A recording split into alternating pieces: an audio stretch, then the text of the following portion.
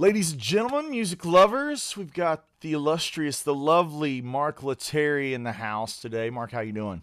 I'm good, man. I just got out of the shower, so I'm rocking like the Vinny Boom Bots. It looks good, Yeah. dude. It looks good, man. Is it hot in Texas? Are you burning up? Well, I was just telling you that the AC upstairs went out, so I have a window unit here that I might turn on. I turned it off for the sake of audio, but I might turn it on if it gets really bad, depending on how long we go. But The yeah, man, the man gives it all for the quality of the tone, ladies and it'll gentlemen. be a balmy 102 later today, but it's morning, so it's probably like 80 something right now. Okay, Be all okay. right. I So got my resort wear on, so I know you look super festive for vacation. thank you. I'm always on vacation. Like it, man. So speaking of being on vacation in the world of baritone master, and I regret not introducing you as Grammy nominated. Oh, thanks. That's a big one, dude. That's a Appreciate it. big one. Yeah, it is. So what's been going on in your world? Get the folks caught up. You've been on tour lately. What you been doing? Well, yeah, kind of. Snarky did about a month with Steely Dan, open it up, and I did the first half, and Bob Lanzetti took the second half, and so that was really fun to get to play, a 45-minute opening set. For us, it's like 6 songs, and Yeah. then go see a free Steely Dan gig every night. That was wicked. I mean, they just sound And you're a big it's Steely Dan incredible. fan, right? Yeah, yeah. I mean, they were like, I'm not one. I can't play every song kind of fan, but like I know every song, and yeah. I mean, they were super important to me. Like as a teenager, it was like, whoa, this is like pop with crazy chords. Like, what's going on? So it was great to see them and hang with some of the band, and they're all super cool. So yeah, definitely like a bucket list gig. But coming up, heading to Europe for a minute. Not too long. I'm doing like a special guest performance with this Italian horn band called Funk Off. They're really cool. It's kind of like it's like New Orleans instrumentation, like the horn band, like just a drummer and then just horns and like the sousaphone or tuba or whatever plays the bass line kind of thing. So I'm doing a set with them, and then going over to the North Sea Jazz Festival to play with the Fearless Flyers. We got Nice. some dates this summer, and probably just I got like 1 or 2 gigs with my band here in town, and then I'm gonna try to write another record this month or next month, between the next 2 months, and then kind of record it slowly over the next several months after that. So time to be creative again. Yeah, that's been the thing I was in over the course of COVID. I racked up about 50 some odd demos. Oh And my gosh. my demos are like I keep them in like a really, really horribly scratched version. So if the guitar is just in tune with itself, you know what I mean? Like Oh yeah. that way I can I'm the world's worst if I get too far into polishing, I never take a second just to be like, do I even like this? Exactly. Right. Yeah. So yeah, I ended up having about 50 something demos, and I'm finally at the point where we got real drums tracked on 4 of them, and Great. the album's going to be 9 songs, 1 cover, so 10 songs total. And after Taylor Hawkins died, uh, when you and I did the show in Knoxville, Hmm. Ben and I had worked up this cover of Everlong, kind of an instrumental ballad, Police esque kind of rhythm section version of Everlong, and we'd been working on it for a month or two, just kind of at sound check or whatever, right? And so Taylor Hawkins died, and we just wow, like the timing of this. So we were actually intending on playing at that gig anyways. Hmm. So we're going to release that, and all of the proceeds are going to go to Children's Hospital. That's awesome, So man. those are the recording things happening on our end. Now let's get to the good stuff. I'm going to see you on August 25th through 28th ish. That's right. Crossville, Tennessee. The old Woodshed Guitar Experience. It's going to be an amazing event. We've just locked down some new players, and I may have to edit this out. Oh, really? Well, New to me then too, huh? yeah, new to you. So I may have to edit this out depending on when we air this. I'm going Okay. to leave that little preface in if I can.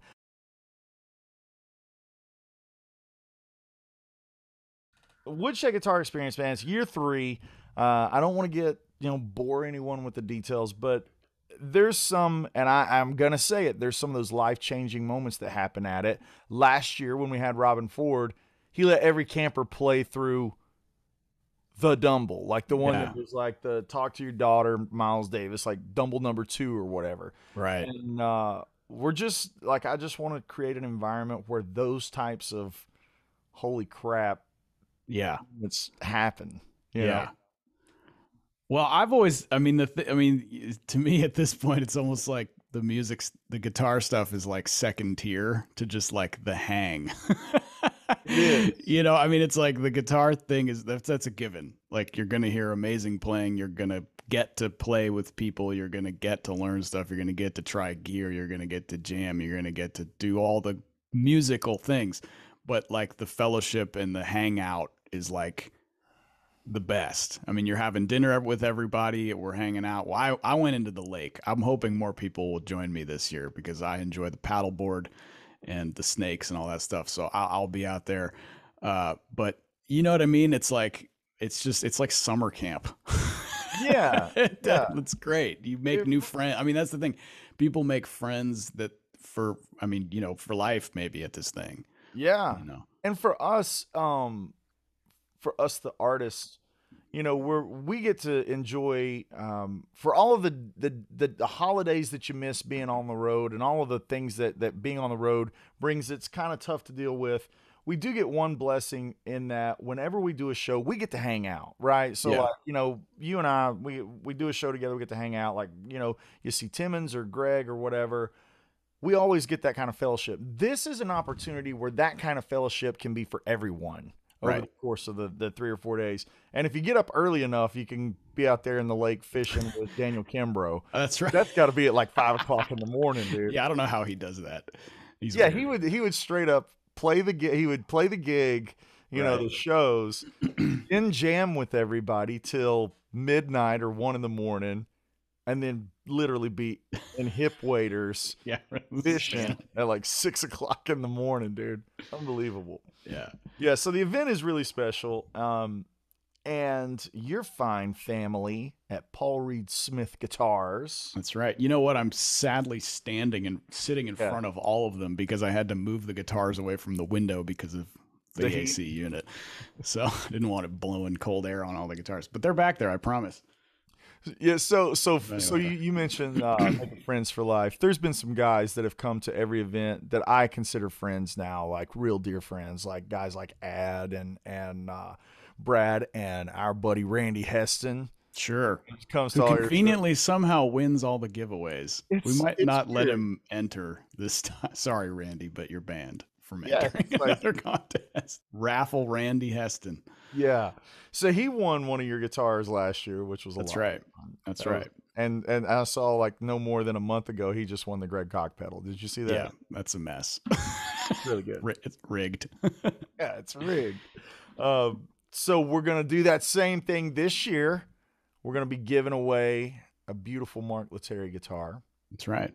My request was this: don't give away a red one. We did red last year. We did a red last one. I don't know what color they got. That might be a surprise. The red was a surprise last year. I didn't know they were sending a red one, but How many colors do you do in that guitar? 4. The White, blue, red, y- and yeah, white, blue, red, and then this like black purple, which I cool. just actually acquired. I'll show the nice people. yeah. Bring that up here. Is it like a blurple? It's like we call it black iris. So depending on the light. Oh, there it sometimes is. There for a it's two. purple. Yeah. Oh, look, there's us. Nice. So there's a tint of it, Yeah. but it's Anyway, It looks like a color that would be on the John Petrucci guitars. You know, he's maybe all so. It's cool, it's like a black purples and stuff. Yeah. the way they do it is they spray. I think they spray a bunch of coats of black first and then purple, or maybe it's the other way around. I don't know, but there's a process to get it the right thing. But yeah, so that might be a cool color. Yeah, But we that's have cool. something else that's deeper than a guitar That's right. to talk So- about. The Woodshed Experience, obviously, it's a premium price point event because we want to make it where everyone's VIP. We don't want you to have to worry about anything when you get there. So your price includes your lodging, all the hangs, all the lessons, all the concerts, all the food, all the alcohol, all that stuff. Everything is just turn and burn, one price, right? So we know that to do it the way we want to do it, keep it limited at 100 people. That allows what Mark was talking about, the hang. It allows it to be the hang. You get 800 people in there, immediately it's not a hang anymore. It's Nam. Nam. Now you've made Nam. Now they already have that. They made that already. That's let's already have something. Let's have not that. Yeah. So, obviously, with that price point, it can be out of range for some folks. But thanks to PRS and the scholarship that they're going to offer, we're going to give away a slot. So this came up, and I was just filling Mark in before we started recording this episode. I didn't want to do a shred off. You know what I mean? Like, there's plenty of those on the internet, plenty of contests for shredding, and I didn't want it to be just a RNG raffle kind of thing because Randy Heston would win it again. You know? Dang So what we're gonna do is interesting. Basically, because what we do with Woodshed is all about someone's story and experience and those moments and that just happen organically. I want to know what music means to you. Make a video. It could be a cell phone video, and just make a video of you talking about what guitar's done for you in your life, maybe a moment, or music in general. And also, if anyone sees this that maybe their spouse plays, boyfriend, girlfriend plays, son or daughter plays, you can enter on their behalf, right? I hope I worded that correctly. It makes sense in my mind when I said it. Yes. So I thought that was the thing. And Mark, I don't know this question. When did you start playing, and like, was there a moment that like music was like this thing? Like, what would be your story? You know what I mean? Yeah. To enter this contest. You're already invited though, by the way. Thank you. Yeah, I started when I was 12, and kind of the way that probably many suburban youth would enter into the realm of guitar. We had one laying around the house. I started messing around on it. Dad said, "Hey, should we find you a guitar teacher or something? Like, I could show you a little bit of kind of what I know, but why don't we see if we get you a guitar teacher?" So I started taking lessons from a friend's mom in exchange for, let's see if I can explain this right. His mom taught me guitar because my mom was teaching me and my buddy art. Oh, gotcha. Yeah. And so we did like a parent trade swap. Yeah, so it was really great. So I got started, learned chords, started learning music, and it like became a very, very personal thing for me. It was something that I identified with real quick. It was something that I knew I could express myself with outside of the ways that I was already sort of expressing myself with friends and humor and sports and those other things. It was just something I had a different connection with, but it also became like a really big social thing for me in the sense that like it brought my friends and I closer together. We started a band. It was like all those great youth things that you experience as a kid were because of rock and roll, basically. Yeah. Garage bands, ordering pizzas at rehearsal, garage band practice or whatever, like skateboarding into the music store and trying out guitars that we couldn't afford and still can't, Yeah, exactly. Are you guys going to buy? No, see you later. Like, that was today, us. my good man. Exactly. Yeah, not today. But what tunes do you remember what tunes you were doing? Oh yeah, I mean, we did everything from, so this was like late 90s. So Sure. We did everything from Sublime to Metallica to gosh. I mean, we play, Guns N' Roses, Bon Jovi. Yeah. We were into like all things rock, and Santana, Hendrix, like all the stuff, and we would play at like, teen centers or like school events or church things or backyard parties, not on the level of like Van Halen and Pasadena necessarily, but we rocked a couple swimming pools. Yeah. Yeah, you did. Yeah, man. I mean, it was just like the most fun. Like it was I think that's why I still do music and make music and play gigs and do stuff, because it's fun. Yeah, dude. It really is. It's a thing where it's like, I don't mean this in like a cliche bumper sticker t-shirt kind of way, but like it's brought some of the most important friendships in my life on the Yeah. deep level where like people are there for you when times are hard, but like also like you said, it's just like just looking forward to just go traveling and goofing off and like Yeah. it's the best. Yeah. Yeah. I mean, you know, and we're obviously blessed that we can do it for, you know, as a living, but I know we would be doing it anyway. I Right. mean, just because it's fun to do. There's something inherently joyful about plugging in an electric guitar to an amp and hitting an A chord. Yeah. It just works. Yeah. Oh yeah. You know what I mean? Like, and so I'd live to do that as much as I can. Except I put extensions on the A sometimes, Yeah. occasionally. Because roots are for trees, you know? Roots, roots are for bass players. But anyway, you know, yeah, it's just been uh, just this thing that brings me joy and happiness and allows me to connect to people and to myself in different ways. I mean, not everything I do is happy music necessarily, but it still comes from a place of like, man, this is really fun. This is fun. Yeah. Even if it comes from a place sometimes where it is a little darker and you're having a bad day and you write a riff or whatever that comes out of that, it's like that's the way that it gets out of me. That's Exactly. what that's the thing Yeah. that's really important too for me personally. It's been a Absolutely. been a tough year with me with loss and stuff, and it's been a way to, you know, some people maybe write words down in a journal or a diary and then it's off into the universe and they feel a little bit better. That's how I feel with just like, oh, a riff or a chord or Exactly. something. It gets it Yeah. out. Yeah. Man, I mean, go ahead. Go ahead. oh no, I was just gonna say. I mean that. Yeah. I think for people that are musical, that's how they experience catharsis. You know, they have to get it out. Some people just go outside and scream at a tree, Yeah, yeah, yeah. or whatever works. You know, it's like we prefer playing an electric guitar. You know, or an Yeah. acoustic guitar too. So, Which in its life at some point was a tree. there you go. You know, it's like there is It's like, some relation there. you're giving back. Yeah, you're just giving back. Man, when you were talking about that era of the 90s, the band that you were in and stuff. So I was never in that lane. I was doing the bluegrass thing with my cousin, right? But I did Right. have an electric guitar. And about the age of 15, I got into it. Like I'd had it for years and you know, got it when I was like 11 or something. I never played it. You know, I was too busy playing mandolin. But that era you're talking about, for whatever reason, it just jogged this memory.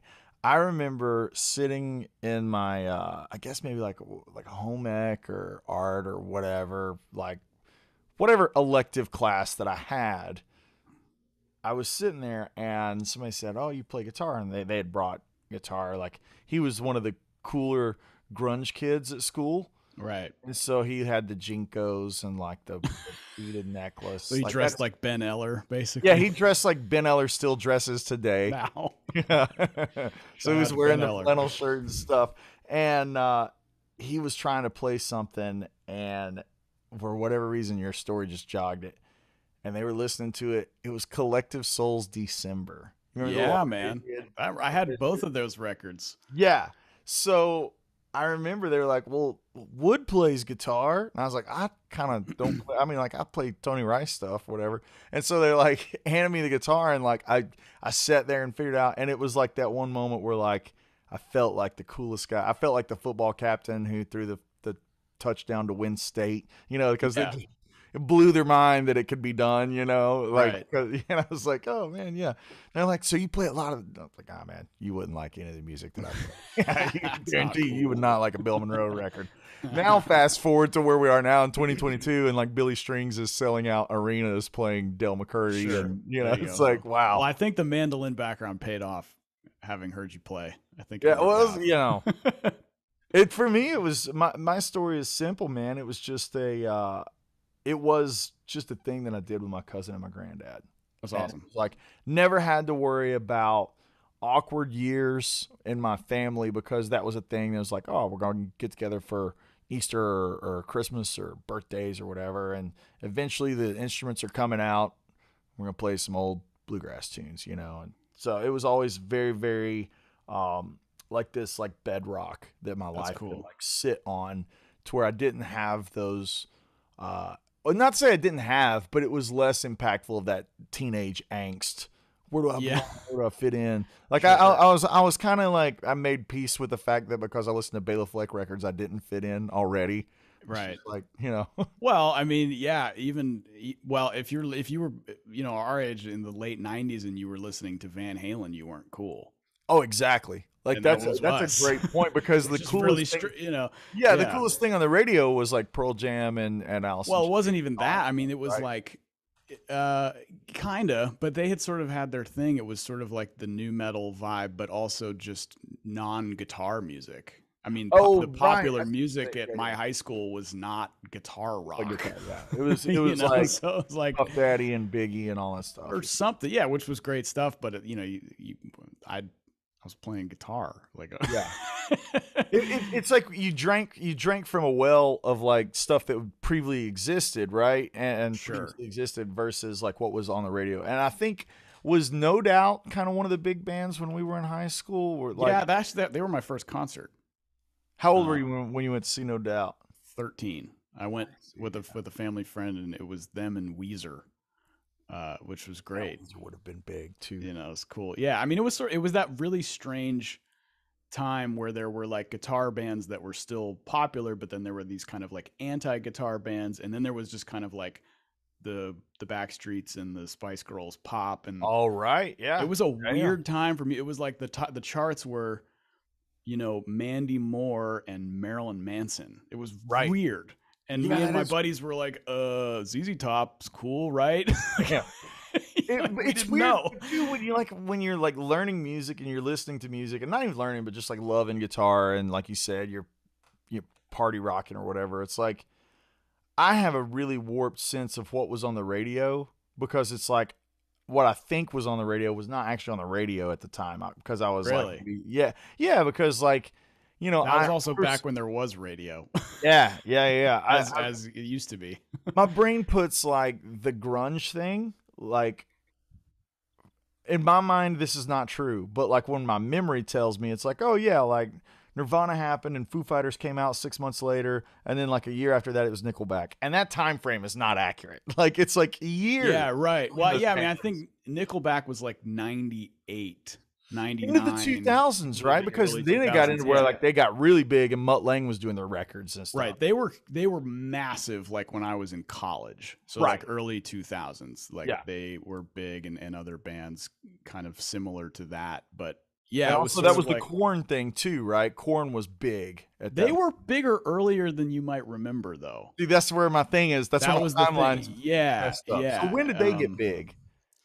I would say like actually mid 90s maybe. So we would have been in like junior Because high. Follow the Leader, I think, or what was their first? They had one that came out in like '96. I think that was like a big record. Was that the I girl don't jumping on the hopscotch? Because that's the one I maybe remember. yeah, and then they had the one with like Freak on a Leash or something. I'm trying to remember because it was all like this was back when you could still watch MTV and they had music videos, but it would be like Korn and Jessica Simpson like Back back to and back. like the videos would be back and you were just like what. What was his name that ran the top 20 countdown? Carson Daly. That's right. Carson Daly, who was a DJ before he was on MTV, he was a DJ at KOME, which was the alternative rock station in the Bay Area. And me and my buddies used to call and request and just hound him for just dumb things like, "Hey man, can you play Green Day Basket Case? You suck!" Like we were 14, just idiots, Yeah.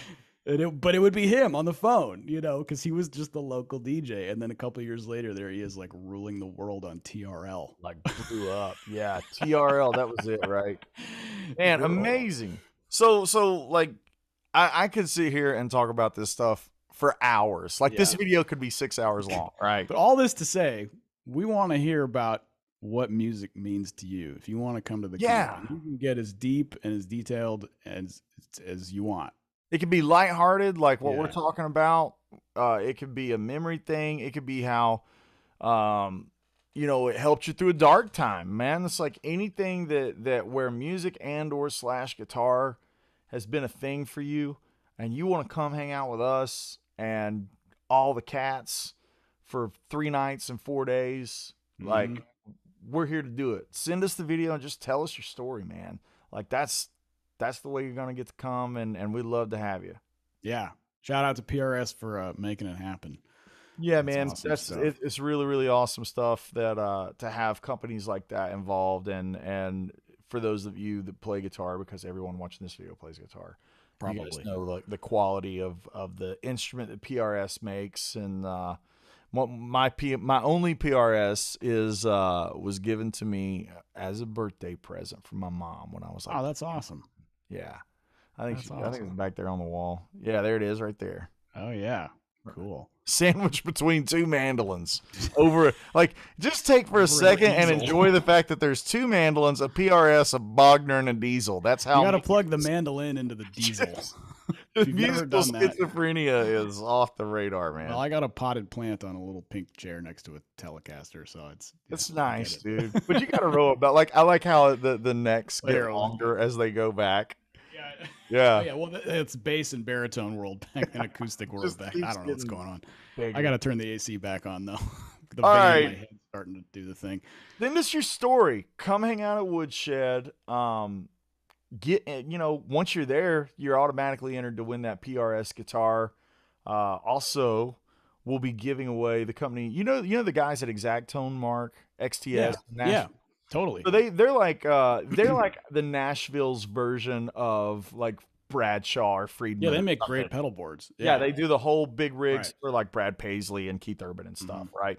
So those guys are awesome. They're coming to the camp, and I would say about August 10th, maybe the 5th to the 10th, we're going to have a lottery for everyone that's enrolled in Woodshed, and the winner of that will have all of their pedals assembled Whoa. at Woodshed by XTS. We're going to do a build. That's intense. And it's also Oh going to be man. like that moment where it's like you learn what's going to make noise and what they're going to make a class out of it. I'm going to that. Right. It's the thing where it's like, I wish somebody would have told me, dude, don't put that power supply there. Yeah. Turns out 12 and 9 are two different numbers. Yeah. Turns out. Yeah, funny enough. But yeah, so they're going to do that, and it's going to be really fun. There's so much, like Mark said, all the concerts, all the lessons, that stuff's coming at you, Yeah. like lessons from Brent Mason on chicken picking. It's like, dude, all that stuff's happening. So yeah, love to have you guys there. Tell us your story. By this point, you're probably wondering where you submit it. Submit it to woodshedguitarexperience.com. There is just a contact us link. Send it. Put PRS scholarship in the header of the email, and we'll check out those videos. We'll get one of you lucky winners out at the event to hang out with us. And Mark, thanks for your time, brother. Yeah, buddy. Great day, man. Enjoy your weekend, my friend. Yes, sir. And we'll talk to you guys real soon. Peace.